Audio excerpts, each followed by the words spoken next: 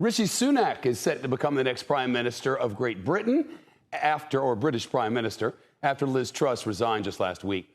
He'll be Britain's third leader in 7 weeks. He'll also be the country's first Prime Minister of color, and at 42 years old, will be the youngest in more than 200 years.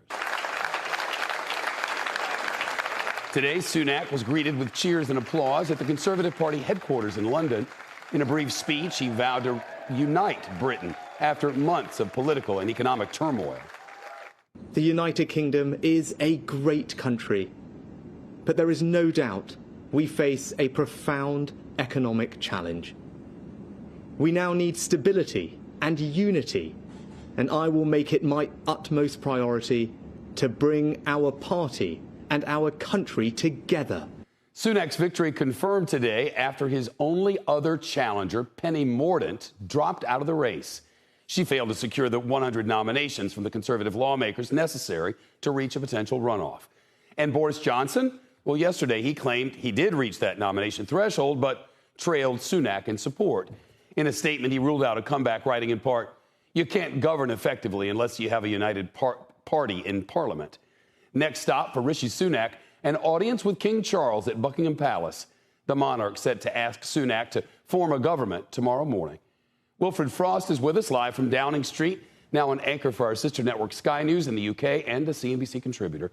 Wilf, how big of a challenge really does Rishi Sunak face ahead of him, and as much as he had articulated any sort of plan? Well, an enormous challenge, Shep, both to regain his party's position in the polls and to try and improve the economy. Have we heard anything from him recently? Nothing substantive since Liz Truss resigned, but we did over the summer. Don't forget, he faced Liz Truss in the battle to succeed Boris Johnson. That was a 7-week leadership battle, so he did face scrutiny then, and most notably criticised Liz Truss's spending plans at the time, her desire to borrow, to spend more in an inflationary environment. So he looks sensible with that in mind today. Elsewhere, outside of the economy, he's probably going to stick close to Boris Johnson's manifesto from 2019. He doesn't want to annoy the Johnson base of the party too much. And on foreign policy, the key issue of the day, the war in Ukraine, no change there on the policy from the UK. Very tough on Russia, Shep. How well do Britons know him, Wilf? And could he stand a chance in a general election? Well, amazingly, he only became an MP in 2015, and by 2020, he already held the second most important office of state as Chancellor of the Exchequer. And it's fair to say that he was somewhat adored during 2020 as he outlined various support packages for the economy during the pandemic.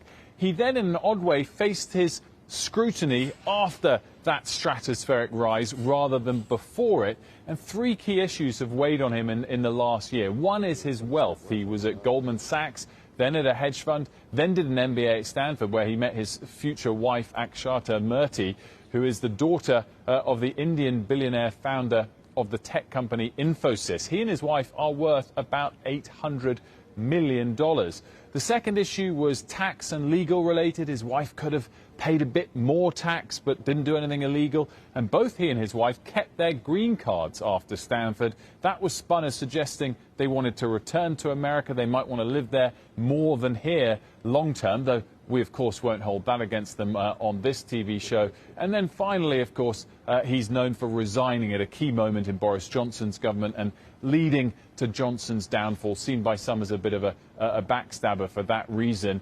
Can he win an election? Not tomorrow. No chance of that. He's too far behind in the polls. He'll need a bit of a miracle. 2 key things. The economy to improve a bit, but also to keep his party together long enough to hold off a general election for a little bit longer, to give the chance of the economy to turn around. If there's one thing we know over the last 6 weeks yet, anything can happen. Wilfred Frost live in the midnight hour at number 10. Thank you.